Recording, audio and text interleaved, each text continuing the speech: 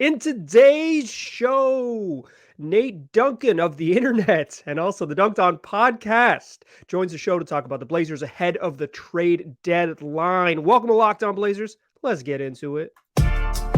You are Locked On Trailblazers, your daily Portland Trailblazers podcast. Part of the Locked On Podcast Network, your team every day.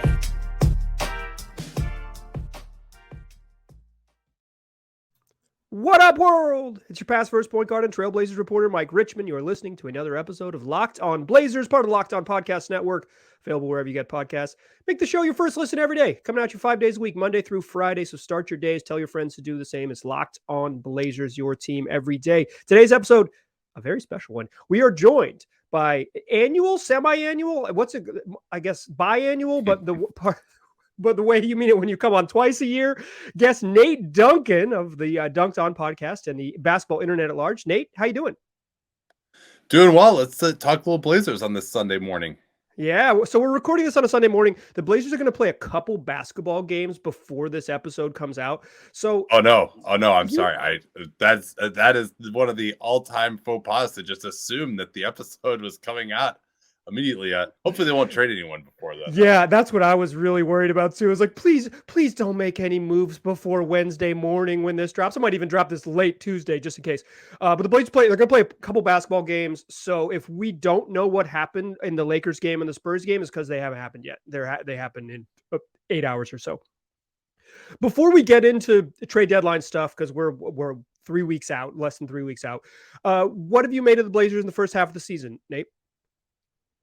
Yeah, it's been a very familiar story, I guess. When Dame Lillard is healthy, they're a solid team, plus 5.1 when he's on the floor. Our offense is really good when he's out there as well. They look like a team when he's out there that is not going to be a pushover, at least could cause some problems, maybe even in the right matchup, get an upset in the first round. But when he's off the floor, they've really struggled. Their overall depth, particularly in the front court, particularly when there have been injuries, has been a little bit of a problem. The defense is better at times, but also has some moments where it looks really bad. They've got some young guys that they're bringing along who look like they have potential, but also aren't really great for the team right now. And, maybe Shaedon Sharpe could turn into Anthony Simons a couple of years from now, but it's all a very familiar story. Dame just signed a big extension. It's just,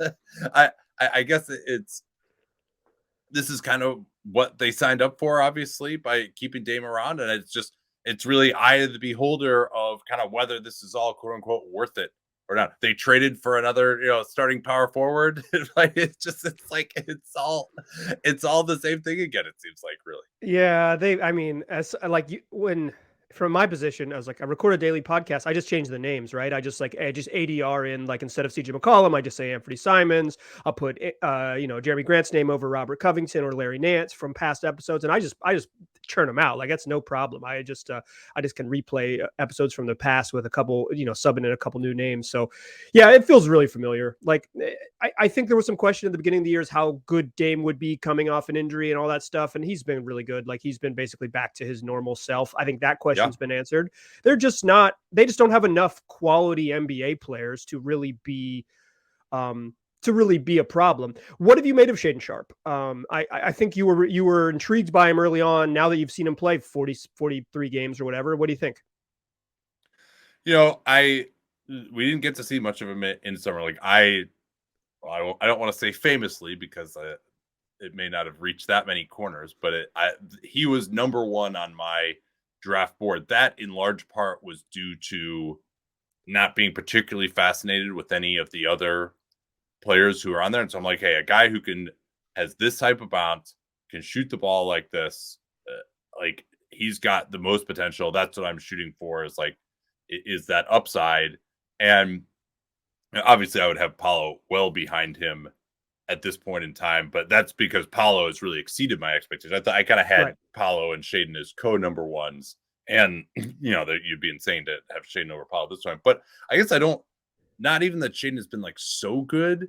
It's more just that there isn't really that second guy now that Mathurin has cooled off in this draft class. So I might still have him second on my board.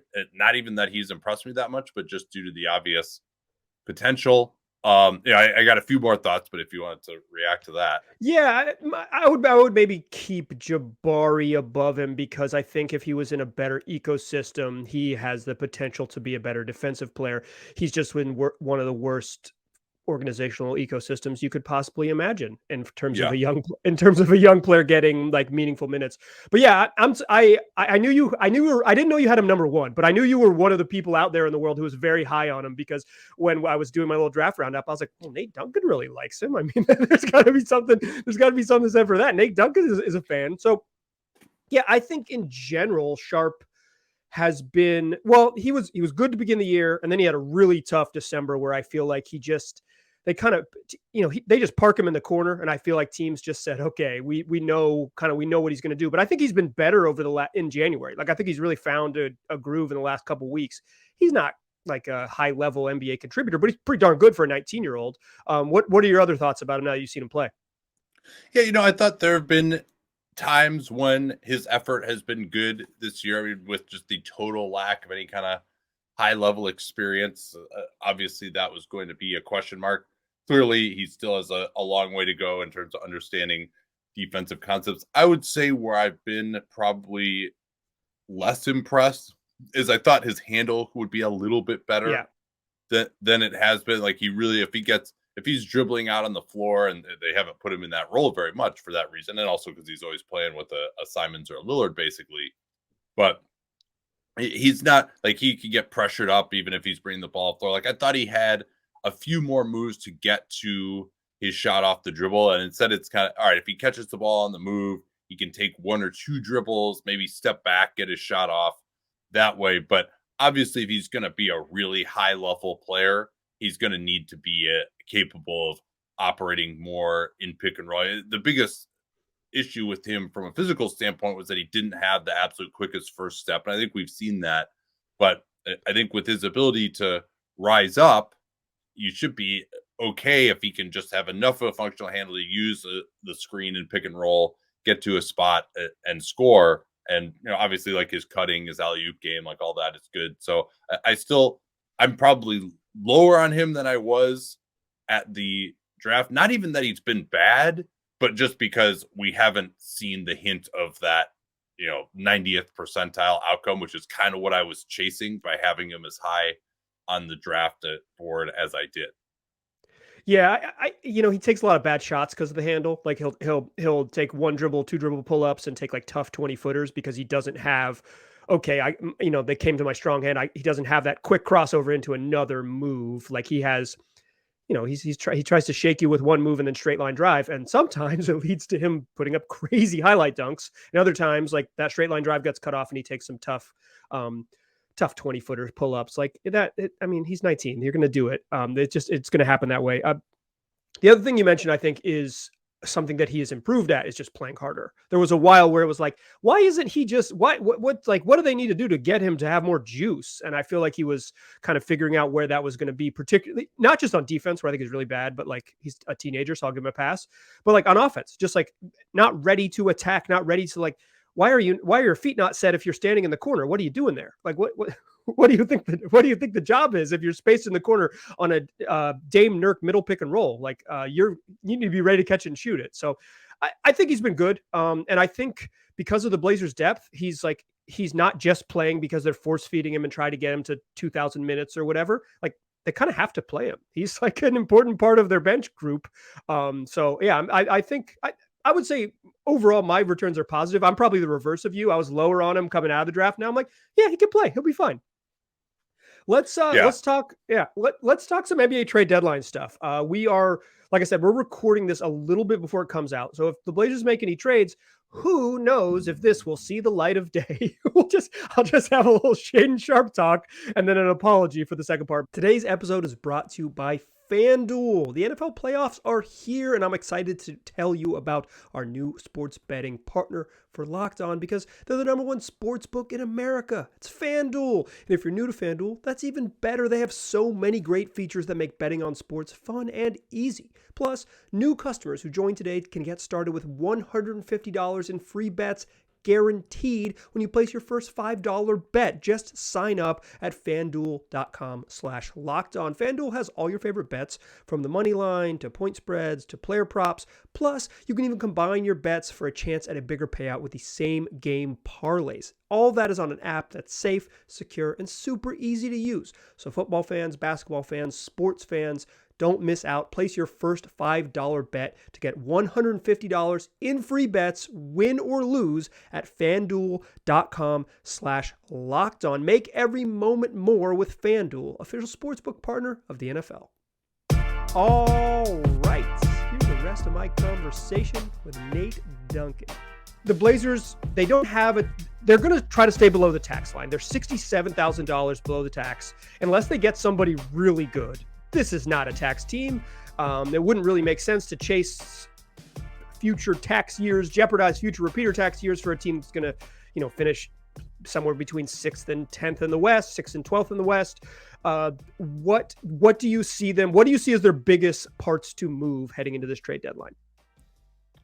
Well, obviously, I would say their biggest asset, if they're not going to move Lillard, Grant, or Simons, it would be Sharpe. You would think that they have this weird pick that's lotto protected in perpetuity, basically, is kind of feels like a 50-50 proposition, maybe slightly less than that to go every year. So then if they want to trade future picks, that does impact things. Maybe they could talk to Chicago and get the protection taken off that pick if they wanted to. I wouldn't recommend that, however, for this type of team. So, yeah, I mean, it's Sharpe. Anyway, I mean, I think there are some people like, oh, yeah, I wouldn't trade Shaedon Sharpe for Kevin Durant. I'm like, are you insane? Yeah, I would do that. It's just like, yes, you have like a guy who's a good young player. Like maybe Shaedon Sharpe will be like a couple-time All-Star someday. It's like Kevin Durant will be a couple-time All-Star just in the next like 2-3 years. But in any event, so they've got, I mean, in theory, they could trade 3 picks and 3 swaps. In reality, that's probably not really possible. And moreover, it just doesn't seem like the sort of player who would be worth that kind of a commitment would be available. Maybe someone like Pascal Siakam could become available, and that might be someone that they would want to go all in on. But of course, that's really kind of based on him wanting to be there. It's based on the Raptors making a decision. So, and then as far as anyone else who might be available, it's like, all right, Josh Hart, if you want to trade him, like maybe they could use a more traditional small forward, but I don't think Josh Hart can get you that. Maybe there's a player, just in concept, we could talk about who this might be, that might be available who could be part of the future at small forward next to Jeremy Grant. And that, you could maybe try to trade 2 first-round picks or another younger player that maybe that's not Shaedon Sharpe for that guy. But then the question becomes how you pay all these people as well to be playing Jeremy Grant, at least $25 million a year, if not more, you would think. Simons, Lillard. Yeah. And then also another like good quality starting small forward who's going to need a new contract that's over $20 million a year. And now you're kind of busting the budget. Yeah, they're expensive. Like they're going to be expensive to be what they are. And they're not like one move away. They're not like, well, if we go all in and pay someone $30 million, then we're going to like be in that upper tier. They could pay, one really good starter would put them in that sort of like as good as New Orleans type tier, without the upside because they don't have freaky deaky Shaq on the roster. It's like, I wonder, I assume that they won't do anything big at the deadline because I don't think they're going to trade the big 3 guys or the 3 guys that you mentioned, little 3 as the case may be, undersized power forward, Ant and Dame. But like, yeah. So it's really Josh Hart and Nurk. I have trouble seeing suitors for Yusuf Nurkic. What do you think his trade value is? Yeah, you always run into this with centers and who needs a center because generally, if you're trying to upgrade at center, you're doing it because you think you're in championship contention. But how much do you really want to give up? The Spurs are probably running into this with Jakob Poeltl as well. Different player than Nurk, but another guy who might be competing on the center market there. So you're like, well, this guy is probably not going to close games for us on a team that's defensively versatile enough. Like Nurk is a very important defensive player for this team, but that's because it's this team, right? And Right. it's never going to have that elite of a defense. So a team that's going to bring in Nurk as the starter to try to compete for a championship and compensate Portland accordingly is very difficult to find. Yeah, that's the thing I keep, when I'm trying to be a trade machine Picasso out here, which I think is what Bill Simmons once called himself. So I apologize for stealing that one. So like Rembrandt or whatever, Rembrandt of Fanspo is what I'll call myself. But but like I have trouble finding a place that Nurk fits where it isn't just like, hey, we'd love to take on some bad money type of team. It's like, and even then, it's like, would do those teams that are like cheap, like the Pistons or whatever, like inexpensive is what I mean when I say cheap, inexpensive rosters. It's like, what do they want with Nurk? Like, what is his sort of utility to them? So I have trouble seeing that. I think the Blazers trade piece to kind of, and you mentioned him, but like probably doesn't swing you a big upgrade. And because they're very unlikely to kill the protections on that pick, they don't have sweeteners, is Josh Hart. You and John Hollinger on your podcast mentioned Josh Hart as one of the most confounding players in the league. Before we get into his trade value, what have you made of his season? Yeah, I noticed it right at the start, and I think it kind of went under the radar because he had that game-winning corner three very early on. But it turned out that the gun to his head of, yes, this is the very last second of the game, and you're wide open in the corner, and you have to take it, is the only way he'll shoot a three-pointer, apparently, this year. Yeah. And he's really has been, I noticed in the first 2-3 weeks that he was taking like 3 per 36 minutes, and he just looks like very uncomfortable and rickety when he does take it. Like it's not the smooth motion that it used to be when he came out of Villanova, really kind of touted as a 3-and-D guy. And we haven't seen just as many of the headlong transition drives as we saw from him last year. So I think, and he's the size of a 2, and he always was like maybe a little slow-footed laterally to guard opposing 2s. Obviously, he's got the big wingspan. He's strong, so he can compete against some 3s, and they got Grant and Hart can even kind of mash around a little bit with some 4s. He can rebound. But if he's going to shoot this little, he's not really, to me, quite starting caliber at this point. And particularly if you're going to play him with another center. And so, his contract situation is fascinating, as I'm sure all the listeners know here, where he's got that non-guaranteed player option coming up here for, let me check it. Yeah, for basically 13 million for next year. So, it's really, really fascinating situation with him. But again, and also they need him, right? Like who's going to step in to that position? Unless it's like Nasir Little, who hasn't quite shown that he's ready. To me, I guess particularly for like a 30 minute a night role, I don't think he's ready for it. Yeah, right. No, I think that's right. Like this is a team that doesn't have enough depth already. So generally, if you're going to move Hart, does he have first round value for another team? Like, obviously, if I could do that deal, I probably would.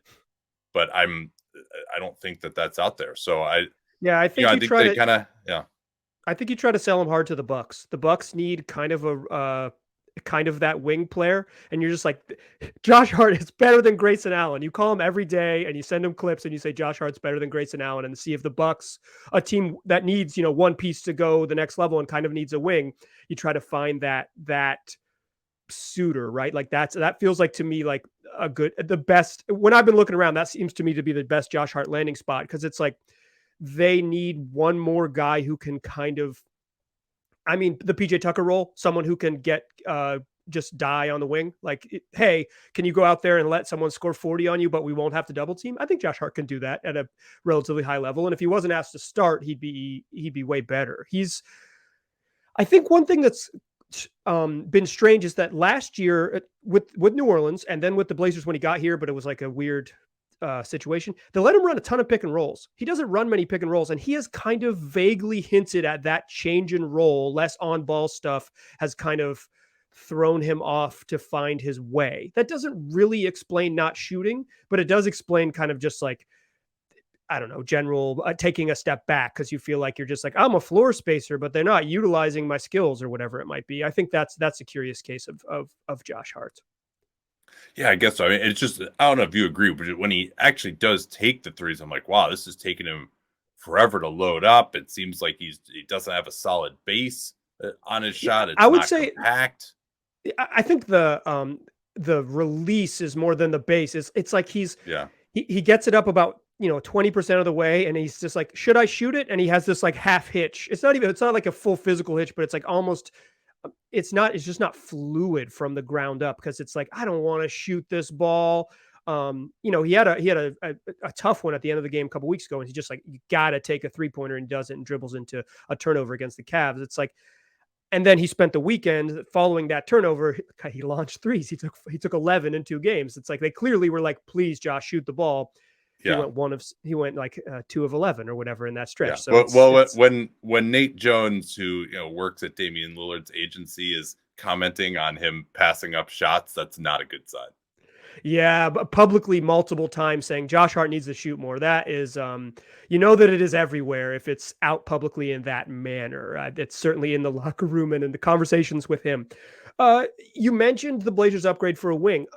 How many wings are even going to be available on this market? Like how many teams are sellers, and how many teams are sellers for a dude above 6'6"? Yeah, it's tough to find that. You would think. I mean, now does Bojan Bogdanovic count?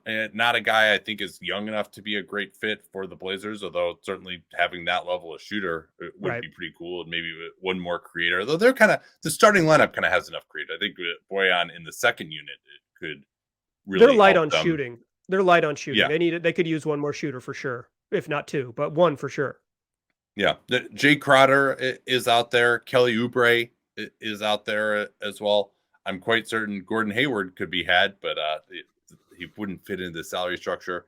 Josh Richardson is a little shorter, but he plays a little bit bigger as well. Alec Burks is someone that maybe they could grab. Gary Harris might be available in trade. He kind of is very similar to Josh Hart, but I think a better defender and a little bit better a shooter, and someone who could play up a little bit in similar fashion to Josh Hart. 2016 Gary Harris would really help this team. If that guy comes out of the time machine, they'd be really happy to have him. Yeah, I mean, I haven't locked in on him too much this year. I thought he was actually very good last year, and he just made too much money really to get traded, and so then he ended up being back with the Magic. Sadiq Bey might be an interesting name. Again, someone who would have to get paid eventually, but a guy who's got a little bit more size and heft. So if you want to put Jeremy Grant on the other team's best wing, then you could put Bey could guard the 4. He could guard 4s. What does Detroit think of him? Like, again, that might be another future first round pick type of trade. Let's see here. Kyle Kuzma, again, someone who it's going to be expensive, but yeah, he would help for sure. Yeah. New contract doesn't really fit into what they're trying to do. There's talk that Rui Hachimura might be available. He doesn't really move his feet well enough. Cam Reddish, as kind of a second draft guy, could be interesting. The Blazers have had luck developing players, so maybe that would be someone. Matisse Thybulle. You can feel free to interrupt me on any of these names. We could talk. About more. I think the Reddish thing is a name that comes up big with the fan base because I think they know he's available and people get excited about some like an acquirable piece. I'm not a big Reddish believer. I thought he was going to pop more as a defender. I thought early in his maybe second season, I was like, okay, this guy can play defense. If the shooting continues to come around, it'll get there. It's like shooting 30% from 3. It's hard to know when a guy falls out of the rotation what that is, like what exactly that is. And like particularly with Tibbs, like is he just a bad practice player? Is he just someone who doesn't go hard on Wednesday mornings or whatever, and he can't play on Thursday nights? It's hard to know. I am for the price, like a future second round pick. Sure, take a flyer on Cam Reddish. I'm just not sure on him helping too much. Although the Blazers they are so light on wing depth that it's probably worth it for almost anyone who can maybe be an NBA player. Yeah, and I think the idea, again, would be you get his restricted free agency rights. You can hopefully bring him back on a little bit more of a make-good type of contract, and he grows into a role for you over the next 2 or 3 years at a price where it's not going to be $25 million a year, which they probably can't afford. I have a question for you regarding you mentioned the pick protections. Blazer fans know this, but just real quick, the Larry Nance trade included sending a lottery protected first round pick to the Chicago Bulls, which is protected through 2028. So if the Blazers make the playoffs, they get rid of that pick and they'll have future picks to trade. In my mind, they got to make the playoffs. They have to make the playoffs because they got to get rid of this. They got to get out of the shackles of the Larry Nance gamble of a couple of years ago. You don't think they should, and I agree with you. They should not remove the protections off that pick, right? No, I wouldn't do it. I mean, if they went on an amazing run and go win their next 10 games, then maybe. But yeah, when you're under 500, no, you cannot remove the protections on that pick. They're one Dame injury away from being right back in a top 10 pick, and maybe even possibly with the flattened lottery odds getting into the top 4 and getting a total franchise changer. So sure. I think, no, you definitely can't go that route. And if they were, if they're 10 games over 500 right now and, feeling pretty good, because then, and also, I mean, there's even the possibility that you get into the play-in, right? And then you lose, right? So getting into the top 6, particularly with this recent skid, is starting to feel pretty unrealistic for this group. So I think unless you are guaranteed to be in the top 6, I don't want to have a pick out there that's unprotected. Yeah, that's how I feel too. Do you agree that they have to make the playoffs, or do you say, screw it, get in the lottery again and kind of restart the cycle of another intriguing asset and protected picks down the line? Well, let me ask you this. What's more useful, getting a top 10 pick now or being able to trade another first rounder in the future? Probably getting another top 10 pick now. And frankly, if you're going to make a trade, you could trade that pick. Right. Yeah, right, you could keep that pick. Yeah. Once you've kept that pick, that's going to be more valuable than once it's 8 or whatever. Yeah, exactly. Yeah, they're just in a weird spot because of the money they've committed to Damian Lillard and the money they are going to commit to Jeremy Grant, is that they're going to pay a bunch of 30-year-olds, right? Like Jeremy Grant's only 29, with all due respect. Sorry for Jeremy for aging you. But it's like they're if the big money at the top of your roster is dudes who are not like championship level stars, Dame's very good. Like it might make an all NBA team, but like it's the cycle of being like, let's get another 19-year-old and like see how long it takes for them to get up to speed to being really good.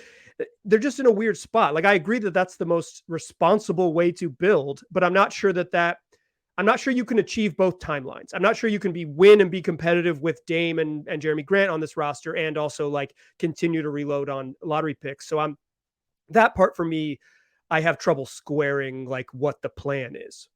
Yeah, I think you kind of hit it though there, that, and this is something you and I have talked about together for years, of what your expectations should be when Damian Lillard is your best player, and particularly now as we get into Damian Lillard in his 30s, that it's kind of like, and they've tried for years and years. I think you cannot fault this team for not like going all in enough around Damian Lillard. Would you agree over the last like 2 years that they've kind of tried everything? Yeah, I think so. I think maybe I'll reserve my all-in judgment till this summer and see what they do with the draft picks and stuff, because I think this is, with the new front office and with Dame kind of like, having some influence because he got that big contract. It's like, let's see what they do with this cycle before I hold judgment. But yeah, I think that they have given, considering what they've mostly had to work with, they've given big punchers chance. They probably should have traded CJ in 2018 and fired Terry Stotts and really started over, but then they made the freaking Western Conference Finals. So it's like, sure, it's, and I think after after kind of a nightmare year, that was probably one of Neil's best years, 2019. And then it kind of fell apart after that. So I don't know exactly what to do with them. Let's hit on a couple of names, then I'll get you. Well, quickly, one more thing on that I was trying to set up is just there's a famous episode of Mad Men where Don Draper tells Peggy, who's like complaining that things aren't good around the office or whatever, whatever her complaint is, and he's like, well, that's what the money is for. And so for Dame, I think it seems like both he and the Blazers hopefully have gone into this with their eyes open that, hey, all right, we're going to make reasonable efforts to try to be as good as we can here. We'll make this Jeremy Grant trade, stuff like that. But also, I think there's maybe an understanding that no, we're not going to trade a top 10 pick for like a starter. That's just that level. I mean, you say, hey, it's not possible to have these two timelines, but I don't think it's possible to really compete no matter how all in you go anyway. I think they've largely tried that, was kind of the point that I was getting to there. And so I think the reason that you don't want to take the protection off that pick as we get back to that is just, there is another era of Blazers basketball.